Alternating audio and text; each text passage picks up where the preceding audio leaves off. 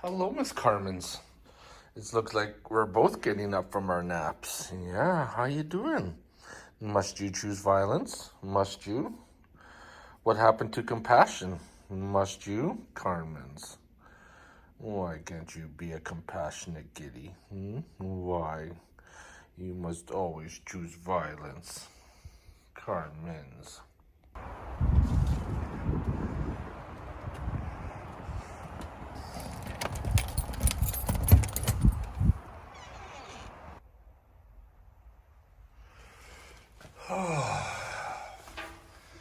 Gonna tell you right now, this is pretty nasty. Crafty Rattler, blood orange and peach. Had that last night while having a fire and smoking a cigar. Not a very good combination. I didn't buy it. Buddy gave it to me. Time to switch around some vehicles. This set of days off, I'm just taking it easy. I've been going hard the last few months, and I need just to kick back, relax, catch a breather before going at it again.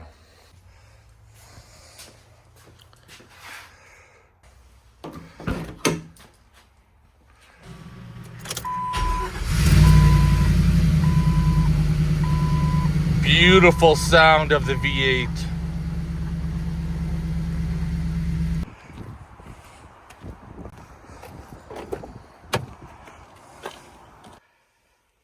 Gonna tell you right now, buying this Cherokee has been pretty freaking awesome.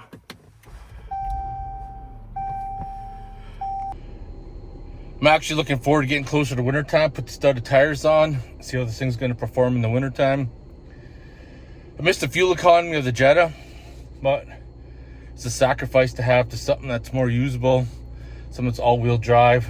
I could take it camping and everything else. I don't have to worry about parking in the wintertime because work doesn't have plug-ins and 12-hour shifts. Diesel's not going to start after minus 25. But huge difference in fuel, though. I probably spend 4 times as much in fuel than I did with the Jetta, unfortunately.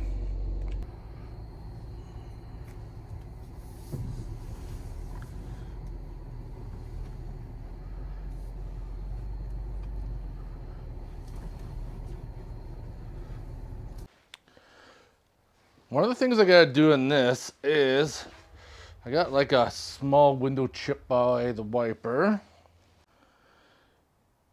I picked up this kit and hopefully it'll still work. So it looks like the bottle has been leaking. One of the things I've been pondering, because as you guys know, hopefully next year I plan on going back to the Yukon and going to be taking the Cherokee on this trip. Now I've looked at different options. I really would like to go with a rooftop tent, just less of a hassle. But I've been encountering some serious issues with that. And I really don't want to be setting up a ground tent all the time and doing a cot or mattress. A rooftop tent, even though it's a lot more money. It would make the Cherokee quite a bit better because then I could take it on other trips to BC or somewhere where I don't have to off-road. But I do have a solution. One of the biggest problems is that the roof rack is only rated for 150 pounds, the rails. So you get your rooftop tent on there, that's about 100 pounds, and that doesn't leave you with a lot of room for anything else. Which doesn't leave us with a whole lot of options. Roof racks for the Jeep Cherokee KL are extremely expensive. If you want to go with the Gobi rack, by the time I paid shipping, exchange to Canada, customs duties, I'm probably looking at $3,000 just for a roof rack. There's other brand names as well, but I would still be looking over the $2,000 mark. So I come to the conclusion is that this winter, I'm going to look at building my own rails. All the aftermarket ones utilize the factory mounting holes on the roof rack. So I'm probably looking at building one out of square tubing. And that'll be the cheapest option. I could use like DOM or something, but I think if we get like mounting crossbars for the rooftop tent, I think using square tubing, and it doesn't really have to be too fancy either. I think that's going to be the cheapest route. I could probably build a set with cross rails for probably under $400 in today's insane prices. Let's get this window cleared off and do some inspections because I don't want this window to crack. It's super expensive. They just had new windshield put in when I bought it. It's got the heated grid on the bottom for the wipers. It's got the rain sensors, so I know when it's time to replace this windshield, it's not going to be cheap.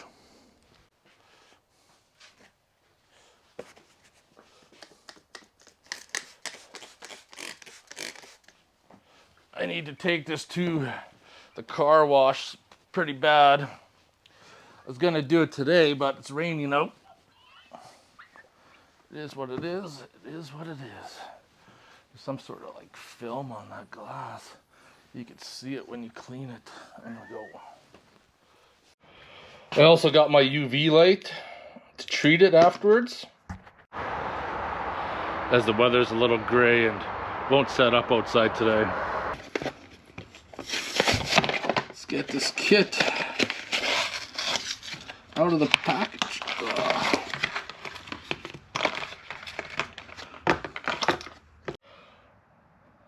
Well, unfortunately, it all leaked out in the package, so I won't be doing anything now. Days are getting so short now, and they're getting shorter. Pretty soon it's gonna be dark at like 4 p.m.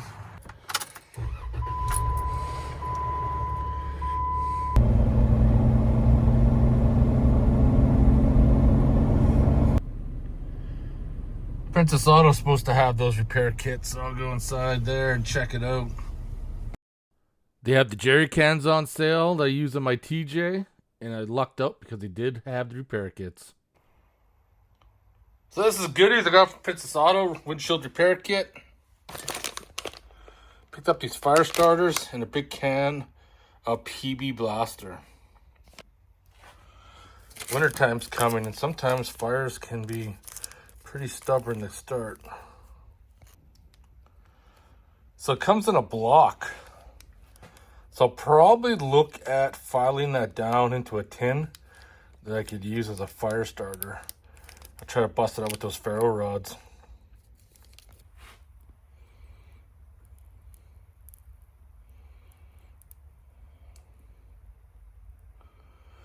I just got one burning right now. You want to scrape all the looseness out, and as you can see, there was some. That thing was pretty deep. So we got our suction cup device, and we want to center that over top of the hole. I should have just purchased this kit from Princess Auto the first time. Last time I went to go buy a kit, Princess Auto didn't sell them, so I ordered the first kit off Amazon, and I tried to return it because it was defective. There's no returns on this item, and then I just had to go to Princess Auto anyways. And I went there, and sure enough, they had these. We gotta see that from the inside, see if we're centered. Can't see that one, but that one there. Looks like we're perfect on the mark.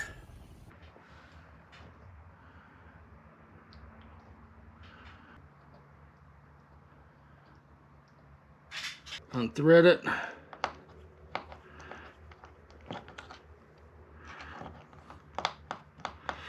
Push her back in. Push any other resin back in there. So the time has elapsed. I can safely peel this off. And we'll have a look. Stick it on the glass, just like that, for probably 4 minutes or so. I should be cured now. Peel that off. Let's grab our razor blade.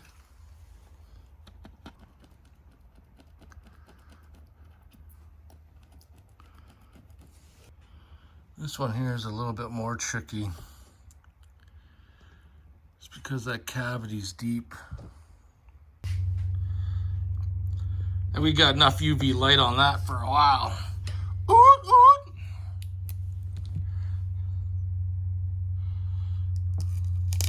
See how this one goes? That hole was really deep. So we'll see if I was able to get into those cracks.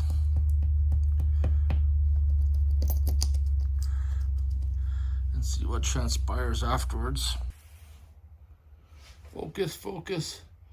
Kind of hard to see in the picture, but hopefully I got it. That was quite a deep hole, so it's kind of filled in. Hopefully it won't crack out, because like I said, with this windshield, you can see the heater grid. It's got the sensor up there for the wipers. I know this windshield's probably not gonna be cheap.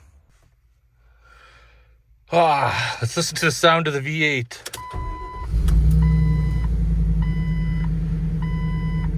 Beautiful.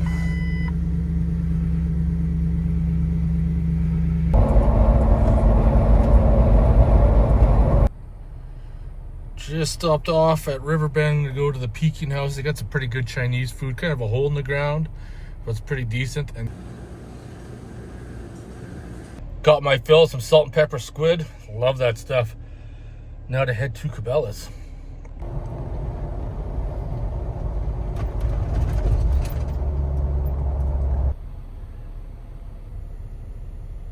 And made it. Just checking out the huge selection of fire starters they got happening there. And checking out the axes, seeing if there's anything new and exciting that I could add to my collection. Friends, I'm home. What are you doing? What are you doing? What are you doing? Want to stiff my hands? Want to lick it before you bite me? Do you want to see what I got from Cabela's? Do you? Do you want to see? So I got one of those Cabela's buckets that I'm using for Carmen's litter. And wood pellets are really cheap. You can get a 40-pound bag for like $8 at Canadian Tire. And I mix it with this stuff here because you get like 14-pound box for $20 or $30. So it goes a long way when you mix it.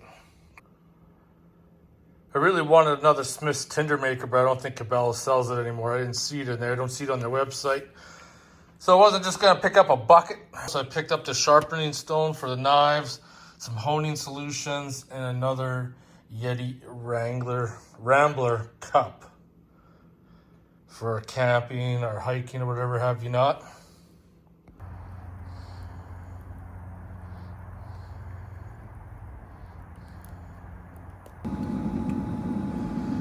Well, this is probably the last weekend that I'm going to be using this pellet grill that I purchased from Cabela's earlier in the year. We're getting into winter. Grass is green. Smoker's gone. However, that being said, in a couple days, it's going to be full-blown winter. Snow is on the way. There's no getting away from it. Shut her down.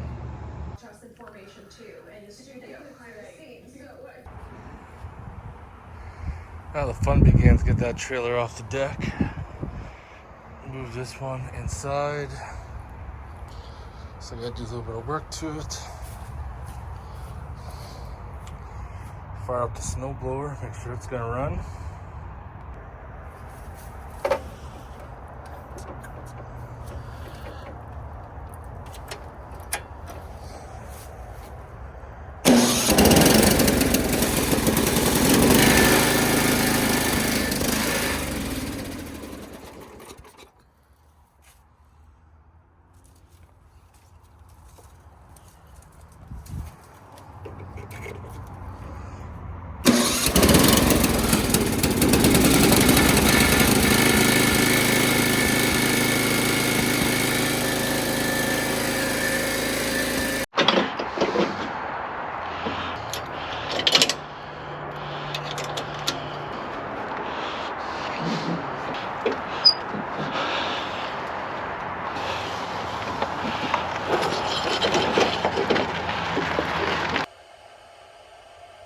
I just got to get my trailer out of the garage. I was doing some things to it. Put it back in the yard. We're going to get a big dump of snow right away. And this trailer dolly I got from Princess Auto has been working extremely well. However, in the wintertime, it's going to be hard to overpower the strength of moving the trailer over uneven ground. So I had this crazy idea. Can I use my snowblower to push the trailer if I just, I don't know, clamp a stronger piece of metal on top of the auger part and then put like a ball hitch? Like, we're going to try this out. My gears have been turning inside my head.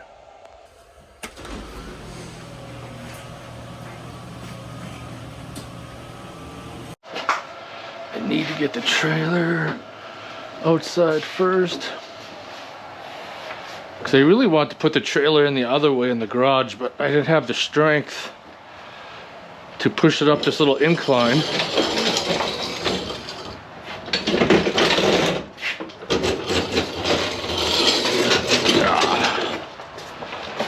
But what I want to do is I want to back my trailer in, so in the winter time it'll be easier to get it out. The problem is I'm not going to be able to push it into the yard.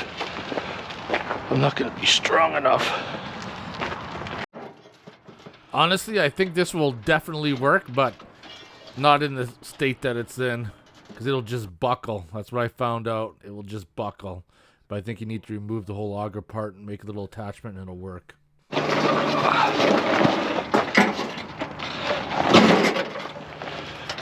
Oh, my snowblower tire's flat.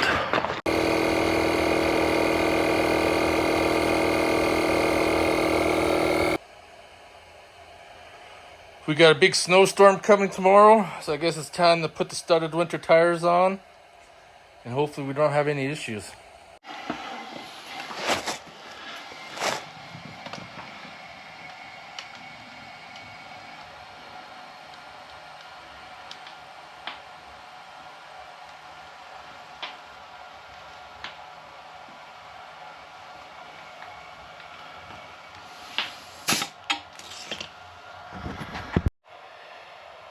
That V4 jack has worked pretty good. I just got one more tire to put on, and winter tires will be good to go. Take it for a test spin. Hopefully there's no issues, because we're supposed to get a dump of snow tomorrow. It's a good thing I got the plastic hub-centric rings, because the aluminum ones might be a little hard to pull off, where these ones here are a little easier. See on the rim, all the rust? I like to wire brush it all off, especially this hub-centric ring, because that's usually where the rim likes to stick.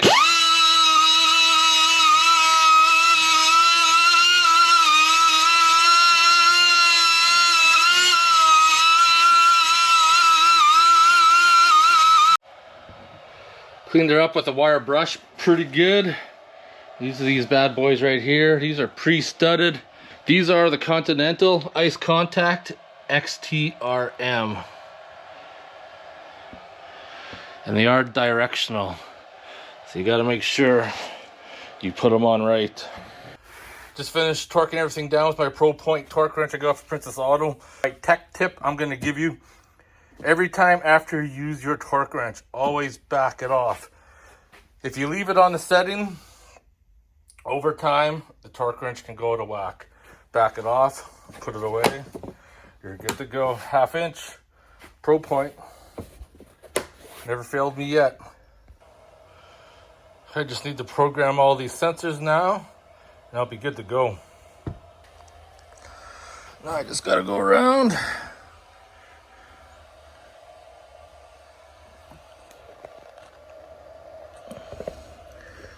Trigger all the sensors.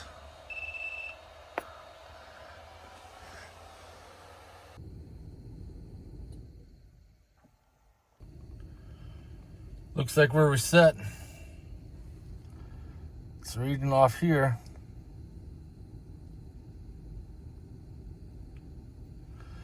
Just gotta take it for a spin, wake up the sensors so the computer can get the data. So it didn't take long for the sensors to wake up, maybe about a block and a half. Alright, things are looking good. No vibrations. I'm pretty happy. Alright, tires are off. Everything's looking good. No weird patterns in the tires. So that makes me happy. Alright, do you know what time it is? Motherfucking beer time. That's what time it is. Red Truck beer. Focus. And we got some happy pills. Shut her down. That's what I say. Shut her down. Cheers, everybody.